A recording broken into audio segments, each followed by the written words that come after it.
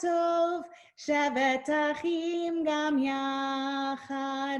הנה מה טוב, שבת אחים גם יחד. הנה מה טוב ומה נעים, שבת אחים גם יחד. הנה מה טוב ומה נעים, שבת אחים גם יחד. Thank you so much for joining us this morning. My name is Rabbi Ryan Daniels, Rabbi Wendy Geffen. It is really a joy to be with you, to sit here in the presence of one another, the virtual presence of one another on this Shabbat after what was a trying week, a difficult week for so many of us here locally, in our city, and in cities across our country. We have this opportunity, though, to take a deep breath and for a few moments to be together in song and in prayer and soon study. So we'll invite you to visit our website or check the chat right now. We're posting a link to our prayer packet and our text sheet. We'll walk through the prayer packet together throughout our service and then use our text sheet as a source for our conversation around Torah, this week's Torah portion. We invite you to read with us, to sing with us, just as if we were in person in Perlman Sanctuary, to be here as we celebrate Shabbat. So we're on page 1 of our prayer packet, just below the song Hine Ma Tov. We are loved by an unending love. We are embraced by arms that find us, even when we are hidden from ourselves. We are touched by fingers that soothe us, even when we are too proud for soothing. We are counseled by voices that guide us, even when we are too embittered to hear. We are loved by an unending love. We are supported by hands that uplift us, even in the midst of a fall. We are urged on by eyes that meet us, even when we are too weak for meeting. We are loved by an unending love, embraced, touched, soothed, and counseled. Ours are the arms, the fingers, the voices. Ours are the hands, the eyes, the smiles. We are loved by an unending love. Baruch atah Adonai, bocher ba'amo Yisrael, be'ahava. Let's join together in Shema. I invite you to close your eyes, as this is a time that really calls for listening. We're really rooted into this practice in our tradition, as the ultimate watchword of our faith begins with that same command, listen. Shema Yisrael, Adonai Eloheinu, Adonai Echad. Baruch Shem Kevod Malchuto Le'olam Vaed. Ve'ahavta et Adonai Elohecha b'chol levavcha u'b'chol nafshecha u'b'chol me'odecha. Ve'hayu hadvarim ha'ele asher anochi metzavcha hayom alevavecha ve'shinantam levanecha v'dibarta habam ve'shivtecha b'veitecha u'v'lechtecha v'aderech u'shokbecha u'v'kumecha u'kshartam le'ot al yadecha ve'hayu l'totafot b'neinecha u'chtavtam al mezuzot beitecha u'visharecha leman tizkeru v'asitem et kol mitzvotai v'yitem kedoshim le'elohechem. Ani Adonai Elohechem asher hotzeiti etchem me'eretz Mitzrayim liot lachem le'Elohim. Ani Adonai Elohechem emet. Join us, please, on page 3 at the top of the page. You have called us to peace, for you are peace. Grant us the vision to realize these aims. Where there are ignorance and superstition, let there be enlightenment and knowledge. Where there are prejudice and hatred, let there be acceptance and love. Where there is fear and suspicion, let there be confidence and trust. Where there is tyranny and oppression, let there be freedom and justice. Where there are poverty and disease, let there be prosperity and health. Where there are strife and discord, let there be harmony and peace. Baruch atah Adonai, barech et amo Yisrael, bashalom.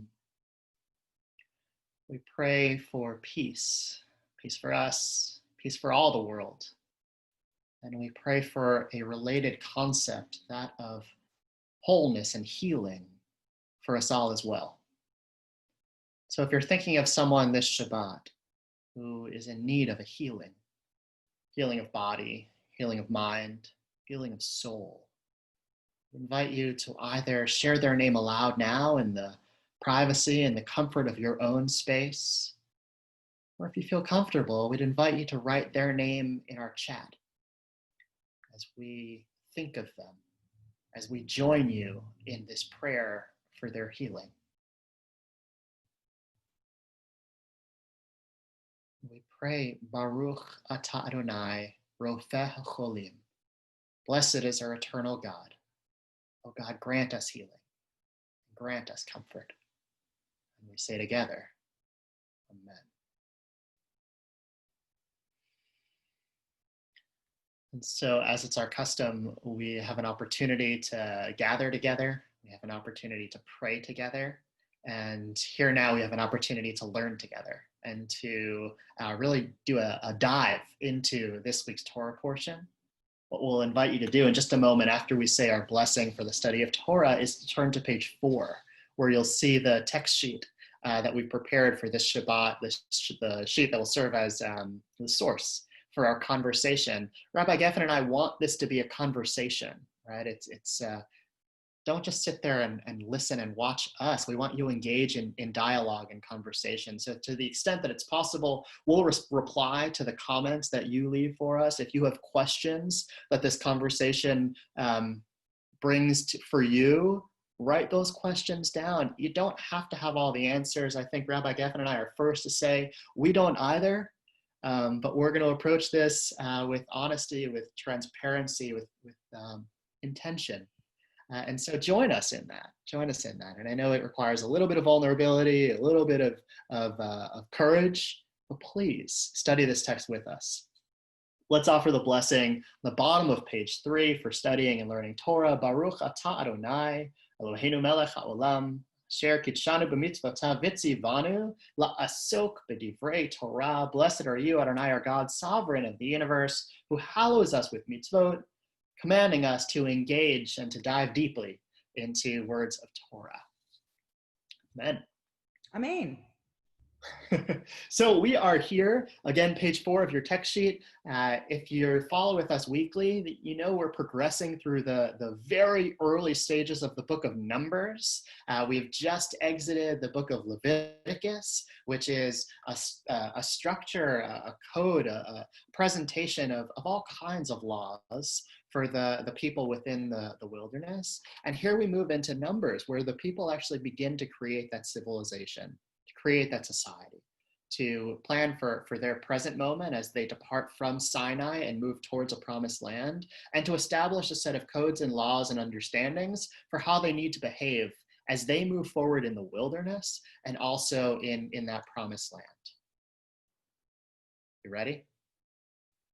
This week is a gift here in Parashat Naso. We're going to look at a text that you heard before. We hear this often. It's a series of blessings that at one point here in the book of Numbers, in Numbers 6, chapter 6, beginning in verse 22, God instructs Moses to instruct Aaron, the high priest, for Aaron and Aaron's sons, all of the priests of Israel, to bless the people in every generation with this threefold benediction.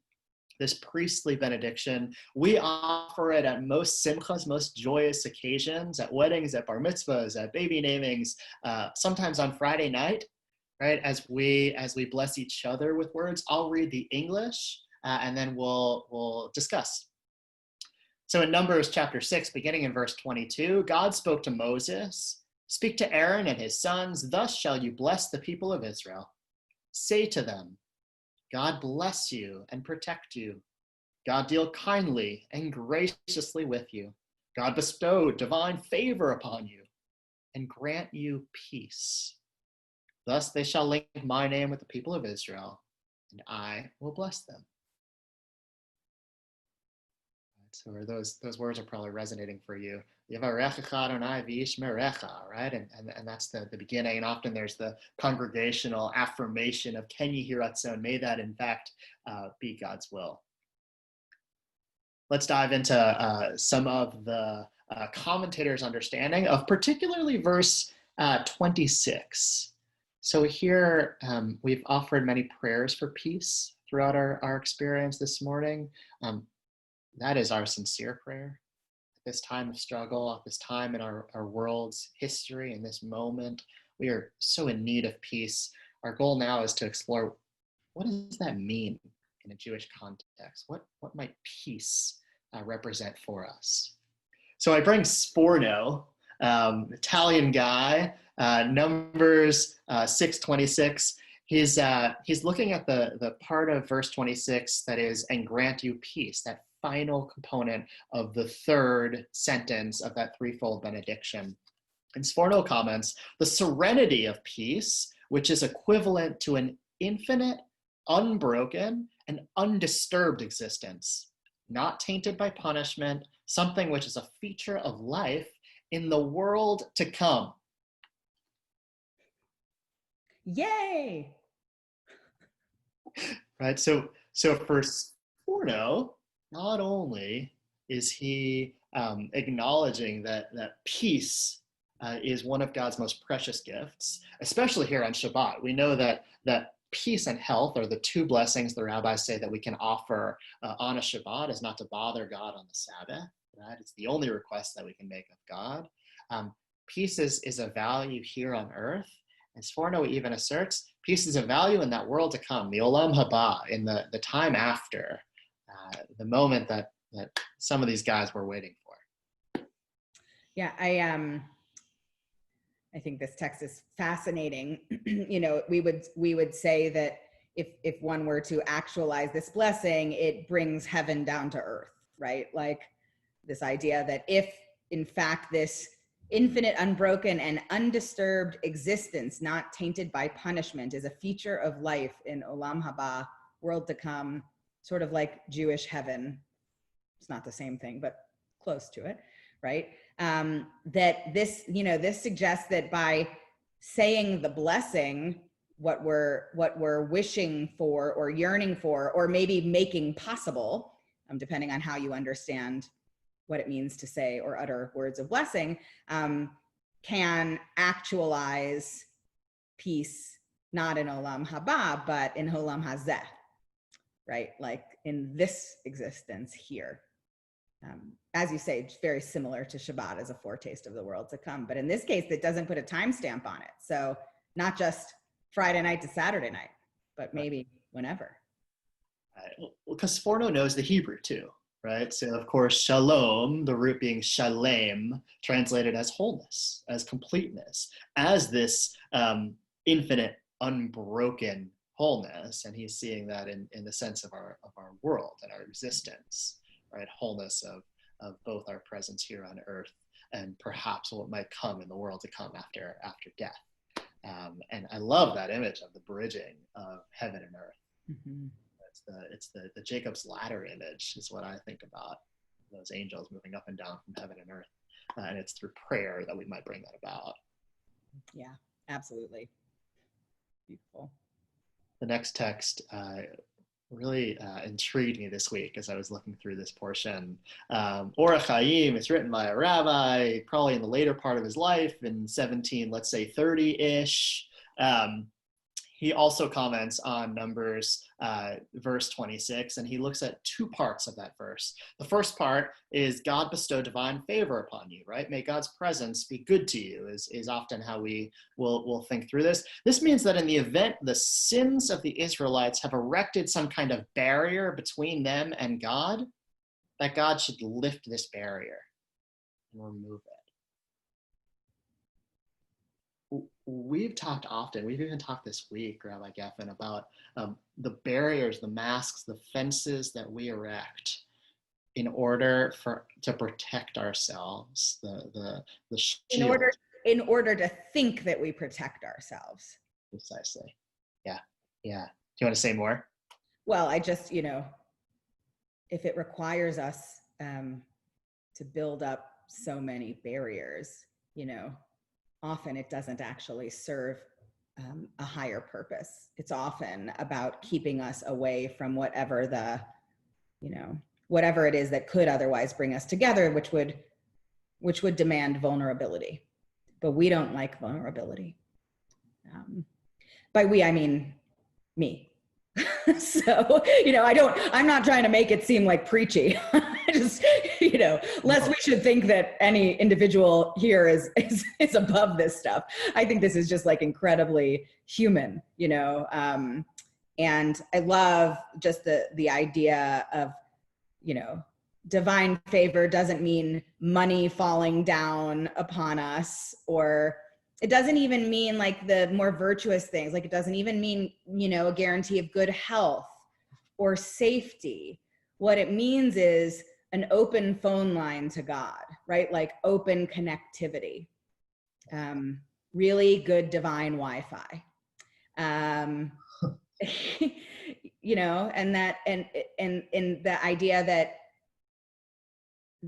our sins are the things, our failings are the things that build the blocks of connectivity, that stop up connectivity. It's just really powerful imagery and resonates with me as true.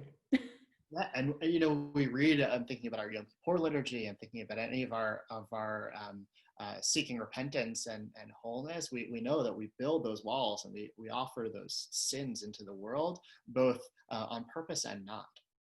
Right? There are things that I do consciously, and there are things that I do unconsciously in order to build walls, and not intending to do so. Sure. That's just how it happens, right? Yeah. And I think too, it's one of my greatest struggles. It's something that I work on all the time. Is how do I allow myself to be vulnerable in the moment where I am, right? How do I intentionally try to see those walls that I erect that separate me from other human beings and with God? I know that feels lofty. Well, and it seems like this can present like a reminder or, like a counter message even that we might apply in those moments where we do find ourselves building walls, to remember that like, when I do this, I'm actually like stopping the possibility of holiness or connectivity in its deepest sense. And maybe, when we think that what's at stake is protecting ourselves, but if we understand that the price to be paid for that is cutting ourselves off, maybe we would be slower to build the wall around ourselves, around our hearts, between us and God, or whatever we think of as God. I just, it's hard it's hard without a countertext to not still put up a protective fence. If you fear that all that's going to happen is you'll be picked apart, it's just hard not to put up a fence, put up a wall, build some sort of protection, create artifice. That I think is a human tendency at times, right? We don't want to be hurt, right? I don't want to feel pain. I don't want to sit in any discomfort, whether it's my own or someone else's. Yeah. And so, of course, we're going to build those walls, but our tradition reminds us that the only way to seek peace of which we're commanded to pursue peace at all moments. Yeah. But the only way to do that is to remove those barriers, and that requires becoming aware of them at first. Yeah. It's interesting. I mean, we'll get to it in this next little interpretive verse as well, but, you know, I'm struck by, you know, the language of Birkat Kohanim is affirmation language. I say it as though it will happen because I'm essentially willing it to happen. My speaking what God will do according to the text will link God's name with me. So it is an affirmation or a willing of words into reality, right? And I have never thought of it this way, but in this regard, it's actually like if one were to use it as an affirmation or a meditation, meaning take it out of the context where we usually do it performatively, to bless children, to bless couples, you know, what have you, and to use it as a meditation. I mean, it's actually very, very similar to what's known in Buddhism as a metta meditation. Not meta like that's so meta, but META, it's a Buddhist word, metta. But it's the same kind of idea. It's about affirming, may you be safe, may you be well, you know, may you be cared for, may you be loved. There are different versions of it. But the idea is the same behind it, that it is meant to pull away blockages between us to ourselves, our deepest selves, us to each other, us to the truth of the universe or God, you know, however the practice might call it. It's a very similar idea, and it's an interesting thing to think about. We could use Birkat Kohanim that way in a Jewish frame. Yeah. I hear I'm a big brave dog. I'm a big brave dog. I'm a big brave dog. Right? Yeah. Willing it to happen. Right? I think I can. Yes, exactly. Yeah. Thank you. Let's look at that next piece, right? And grant you peace. The meaning of the word peace or harmony, says Ibn Attar, is the reverse of every kind of separation and fragmentation. Anyone examining the word carefully realizes the concept is represented in the foundation our world is built upon. Well, of course, this should make you think about creation narrative, right? Just as you were saying a moment ago, Rabbi, that just as we utter those words and we cause it to be true, right? That's how it's said that God created the world, is by speaking truth, and the world came to be. And I think that shoots me right in that direction. Let's move on a little bit in this text. Sifrei Bamidbar, it's a midrash on the book of Numbers. We're looking at Parshat Naso. Here's an interesting text, right? And we'll be able to unpack it a little bit together. I'll read the whole thing and then we can talk. The generation of the Tower of Babel said, "It does not rest with God to choose the celestial spheres for himself and to assign the terrestrial world to us. Rather, let us build a tower at the top of which we will sit an idol holding a sword that it may wage war against God," right? The brazen assertions of the people of Babel that they can build this tower that reaches the sky. And this midrash says that they put a sword at the very top in order to wage war with God, our creator. Yet the former generation, the generation of the flood, not a remnant was left, whereas of the latter, a significant remnant was left. Because the generation of the flood was immersed in robbery and thievery, as it is written, they remove the landmarks, they violently take away flocks and feed on them. Therefore, not a remnant of them was left. But since the latter, the generation of the Tower of Babel, loved each other, as it is written, the whole earth was of one language, therefore a significant remnant of them was left.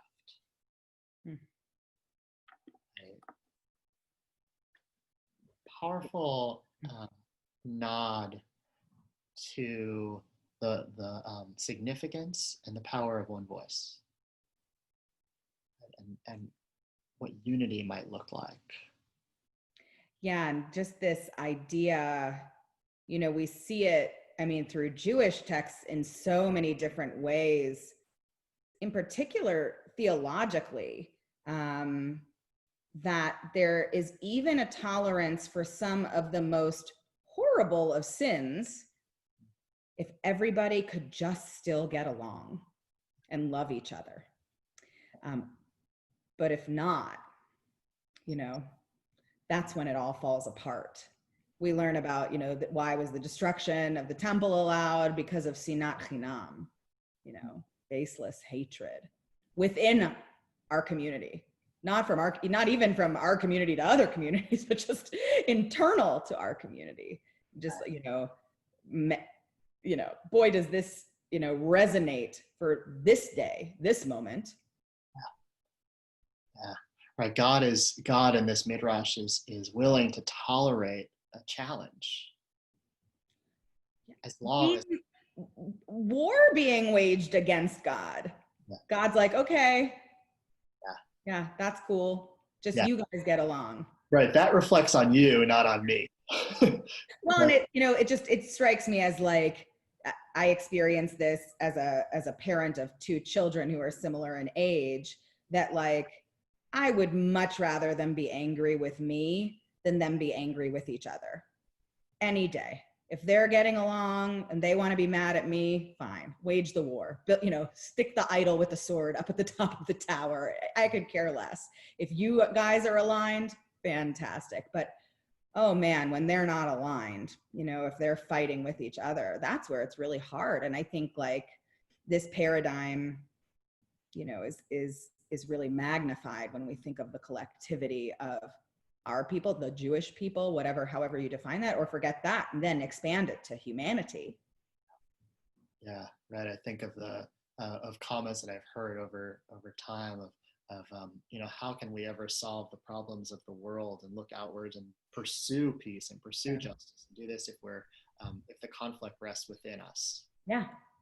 Right, within our body. Yeah.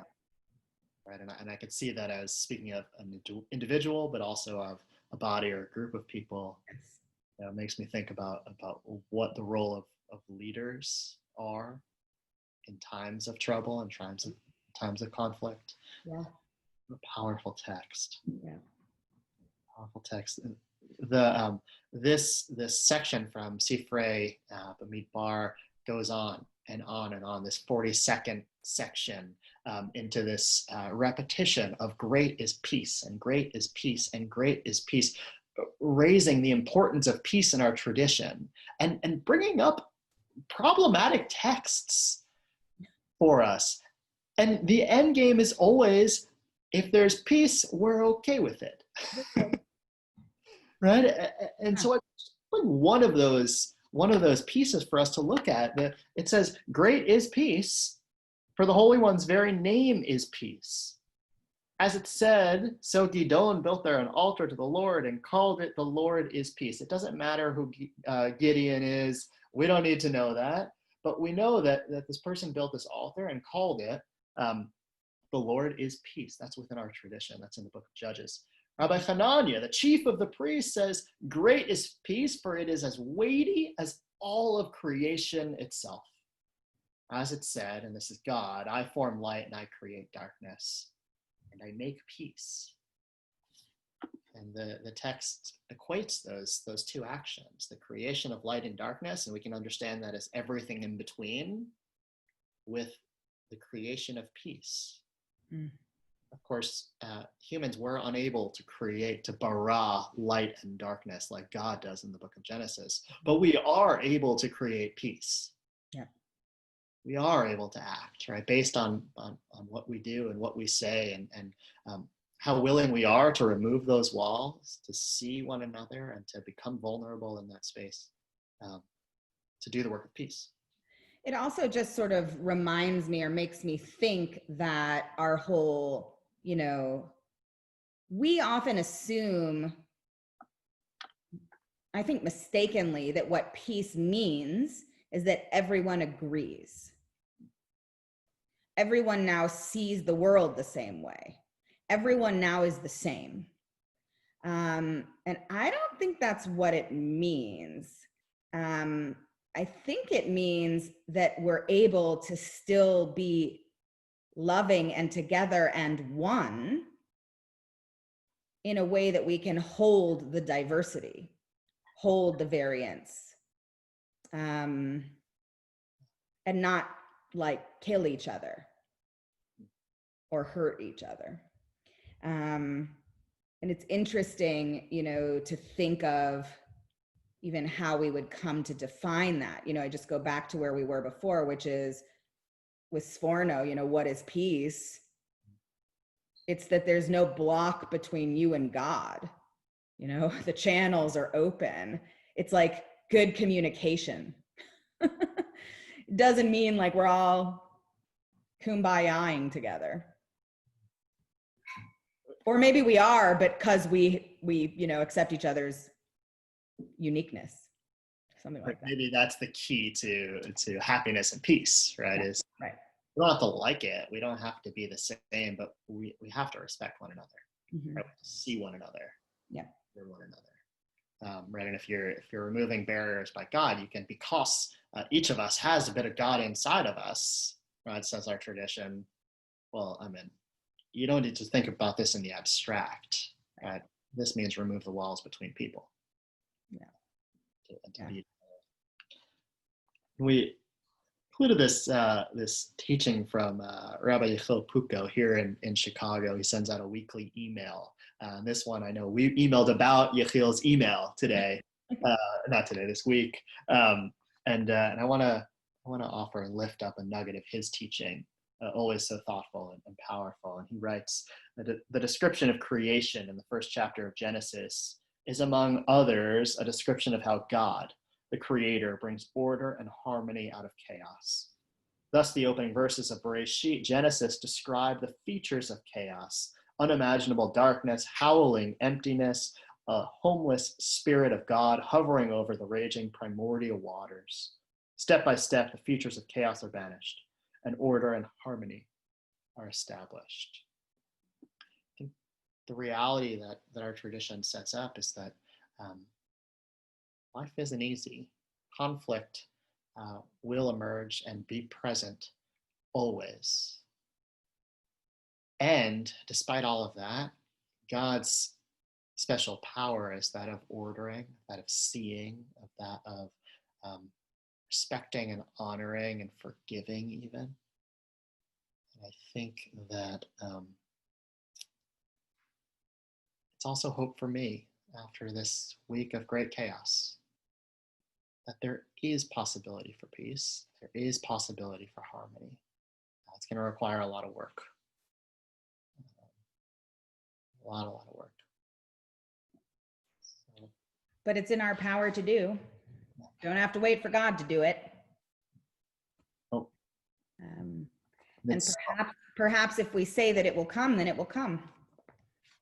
So we pray. That's quoting Pastor Rashorna Fitzpatrick. So take whatever we can. Thank you so much, Rabbi Daniels. Really appreciate all of that insight, the opportunity to talk, to discuss, to learn, to listen, and to learn. So we turn now to memory, and we call to our hearts and our minds all of those in our lives who are no longer here with us. We first remember those who've died in the last month from our community: Mark Vintel, Diane Fixler, Adele Goldberg, Leslie M. Hefter, Sherwin Jack Koloff, Jesse Blodgett Petkoff, Esther Lubar Samitz, Danny Scully, Ida Scully, Lynn Wisher Wasserman.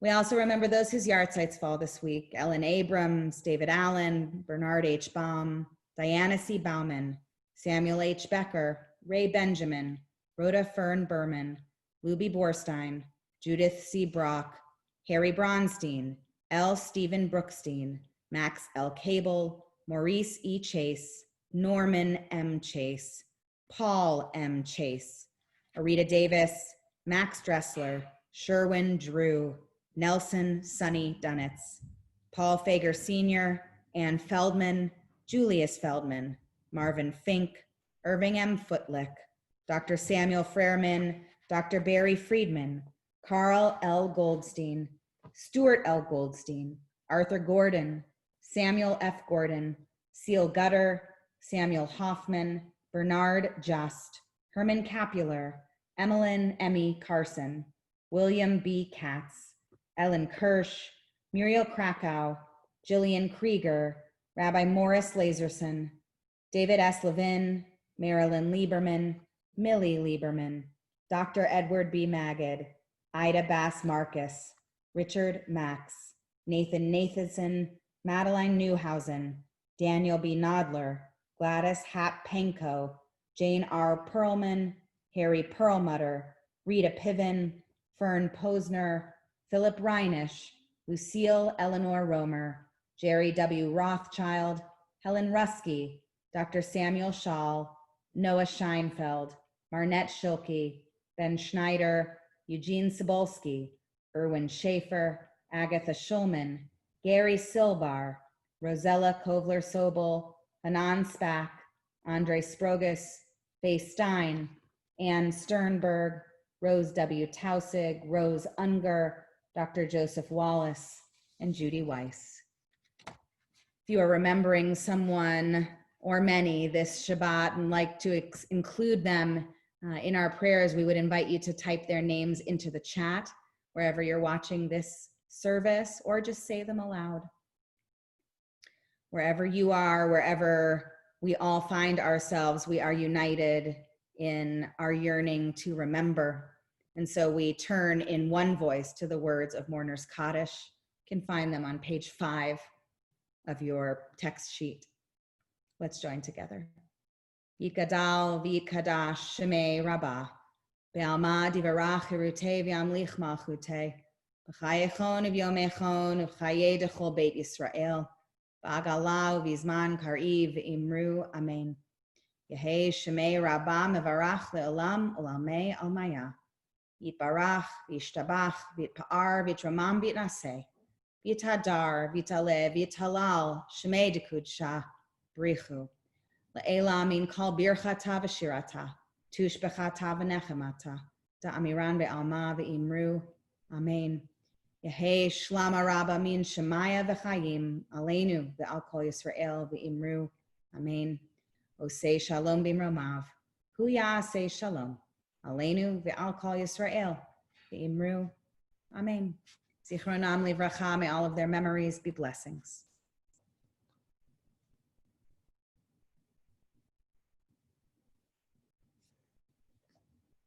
We will invite you back here on Facebook, if you're joining us on Facebook, tonight at 7:30 as we offer Havdalah in community. Esther Fishbein is leading Havdalah this evening. We're so grateful to her for joining us as our prayer leader. And we invite you to check our website and Facebook for regular postings about all of our ongoing activities in these next days and in the weeks to come. Should we sing Osei Shalom? Let's do it. Let's do it. Osei Shalom b'imromav, hu ya'aseh shalom aleinu, ve'al kol Yisrael, ve'imru, imru, amen. Ya'aseh shalom, shalom aleinu, ve'al kol Yisrael, Ya'aseh shalom, shalom, shalom aleinu ve'al kol Yisrael. Shabbat shalom, everybody. Shabbat shalom.